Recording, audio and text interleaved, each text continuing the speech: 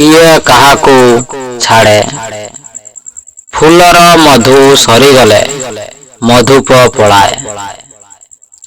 ସୁନ୍ଦର ପୁରୁଷ ରୁଗ୍ଣ ହେଲେ ବେଶ୍ୟା ତ୍ୟାଗ କରେ। ରାଜା ଅଯୋଗ୍ୟ ହେଲେ ପ୍ରଜା ତ୍ୟାଗ କରନ୍ତି। ବିଦ୍ୟା ପଠନ ଶେଷ ହେଲେ ଶିଷ୍ୟ ଶିକ୍ଷକଙ୍କୁ ତ୍ୟାଗ କରନ୍ତି।